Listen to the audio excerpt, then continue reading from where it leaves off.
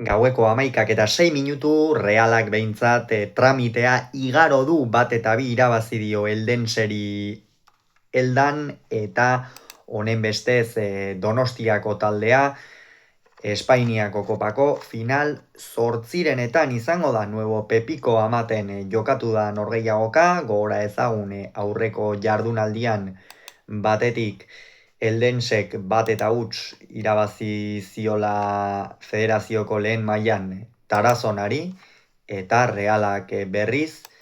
bat eta bi galdu zuen Gironaren aurka eta horre gainera Sergio Francisco Realeko entrenatzaile ohiaren kaleratzea eragin zuen.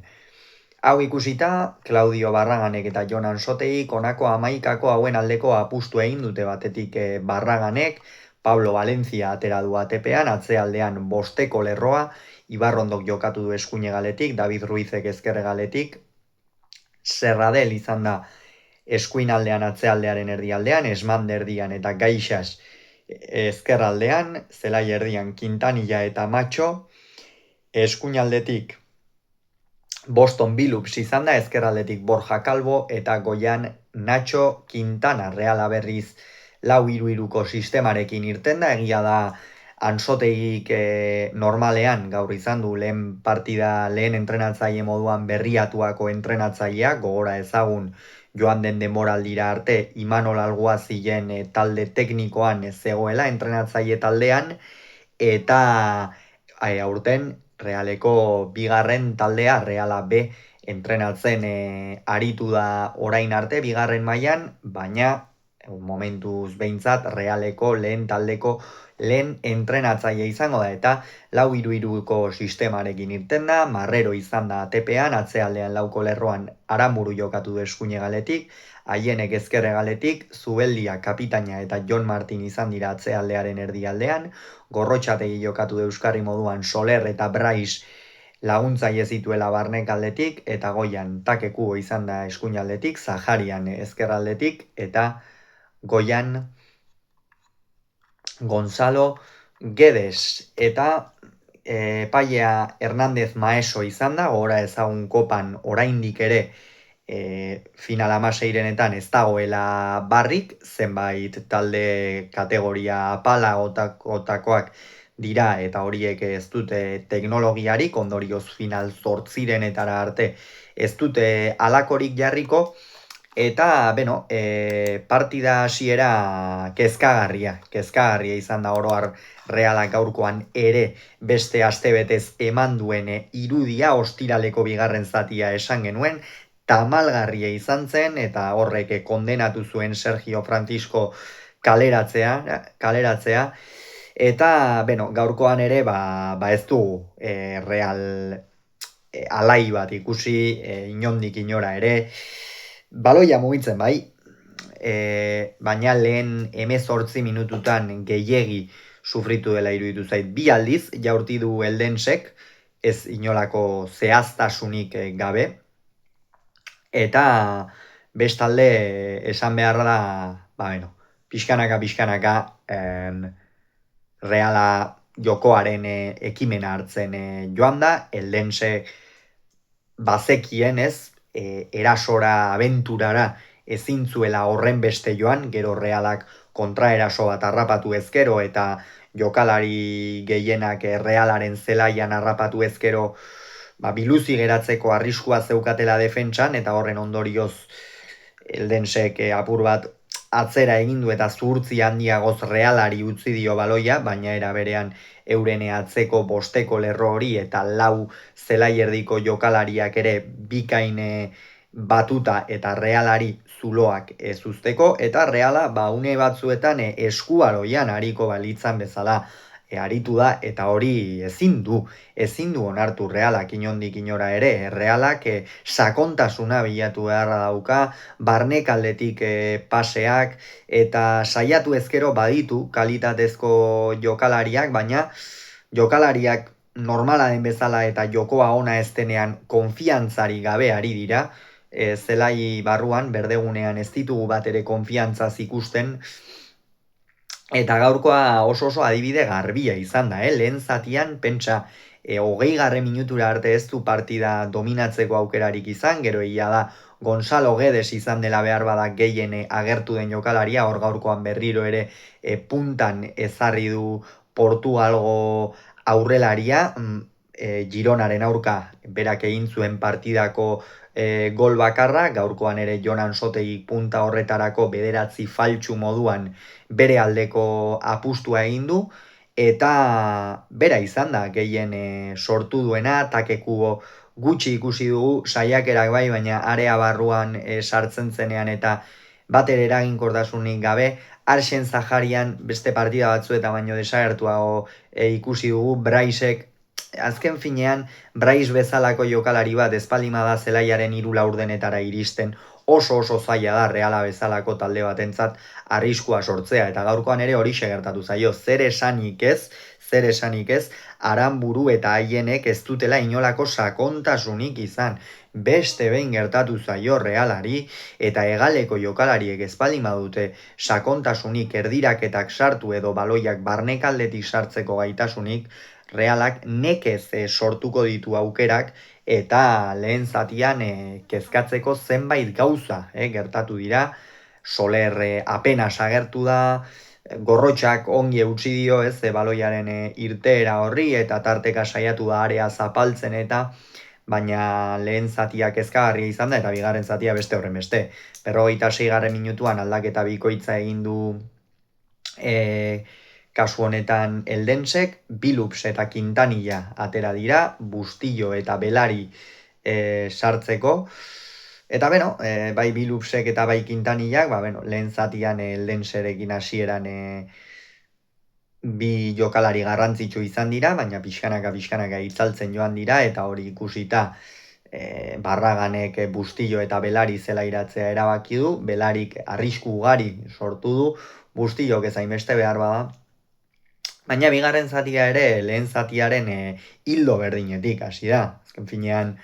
Reala ideiari gabe, Eldense ere aurrera eginez, pixkanaka gehiago sinetsi dute, ikusi dute behar bada Reala etzegoela ineroso, urduri jartzeko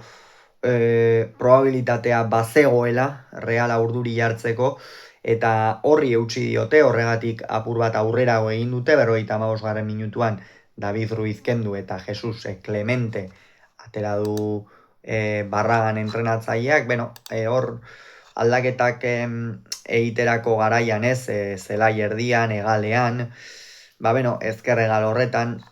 behar bada arrisku gehiago sortzeko, kasu honetan noski David Ruizen aldaketa logikoa izan da, 52. minutuan ezkerregaleko jokalariak eta gainera takeku aurrean duenean, are gehiago,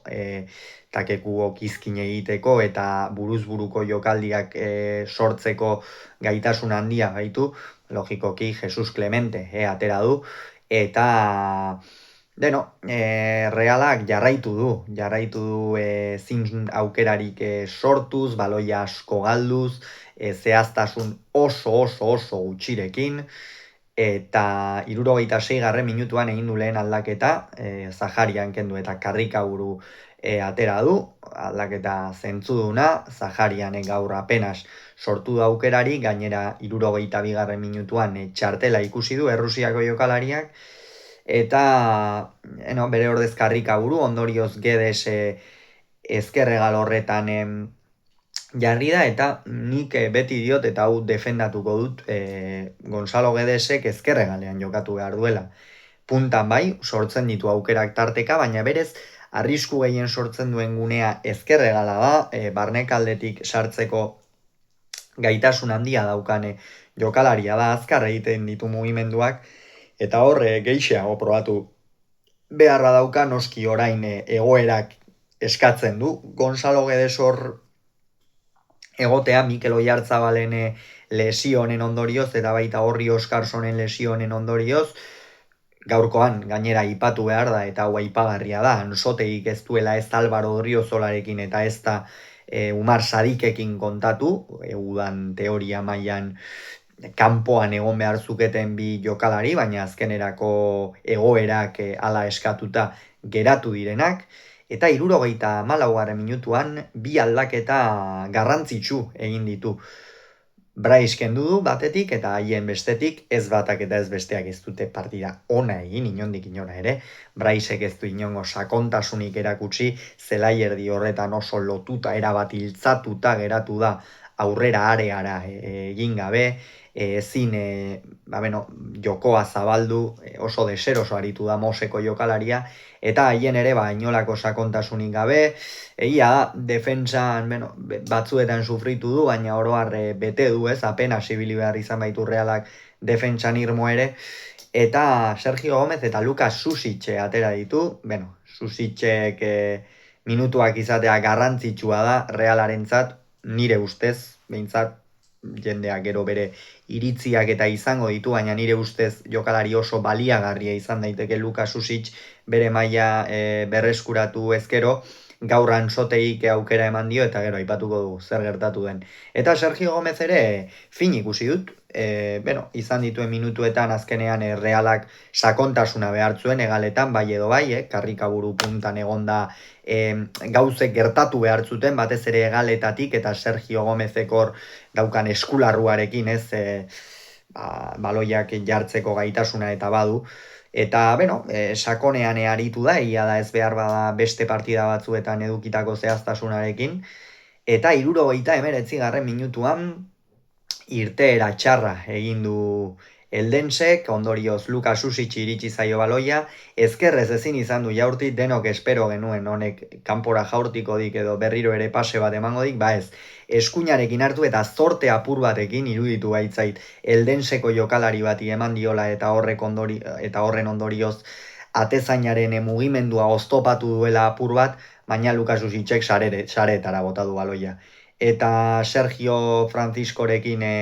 sekulako ikamikak izan zituen, ez zuen inondik inora kroaziarrarekin kontatzen, Irungo entrenatzaileak gaur Jonan Sotegi minutuak eman dizkio, eta sartu eta 5 minutura Kroaziako jokalariak Realarentzat oso garrantzitsua izango zen gola egin du. Baina atzealdean ahul dabil, azken bolada honetan Reala, lehenik eta behin Jesus Clementek ondorengo jokaldian zutoinera bota du, gero Belariri iritsi zaio, Belarik inteligentzia handiarekin atzera bidali du baloia Nacho Quintanarentzat, eta haze gola egin duen Quintanak,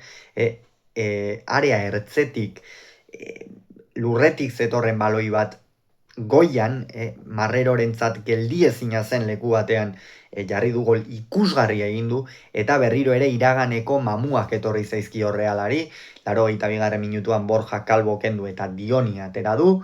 eta Realarentzat une kritikoa zen oso, izan ere gola egin du zaiena eta berriro ere sartu diote, eta badakigu Realari gola sartzen diotenean, gero zenbat kostatzen zaion Donostiako taldeari aurrera egitea. 85. minutuan Soler eta Kubo kendu ditu, ez batak eta ez besteak ez dute euren gaua izan, gaur denarekin atera da Jonan Sotegi, hori ere aipatu beharra dago, inongo arrokeriari gabe, inongo koplari gabe atera da aurrean Sotegi, eta Soler eta Kubok ez dute esperotako emaila eman, eta ondorioz bi gazte, Astiazaran eta Pablo Marin atera dira. Astiazaran eta Pablo Marinek, Astiazaranek ez du gauza handirik egiteko denbora izan, Gaixa askendu eta Nuñez ere atera du, 86. minutuan Eldensek, eta 80. minutuan norgehiagoka luzapenera zioala zirudienean, eta zaleen aserrea eta urduritasuna ziuraski geroz eta handiagoa zenean, ara non Gonzalo Guedesek lerro artean hartu du baloia, Eldenseren atzealdea jada erabat hautsita zegoen, sekulako itoginak zeuden, eta baloia barnekaldera sartu Pablo Marinek bikain irakurri du eta ongi baliatu du Eldenseko atzelariaren akatsa, ezbaitu baloia urruntzerik lortu eta bakarrik atezainaren aurrean, Errioxako jokalariak bat eta bikoa ezarri du eta honemestez Realari sailkapena eman dio Majo Kostata, ez irudiona erakutsita, baina Reala zozketan izango da finale zortzirenetan, eta ikusiko dugu zein den urrengo entrenatzailea, gauza asko ari dira gertatzen azken egun hauetan, momentuz badirudi Levanteren aurka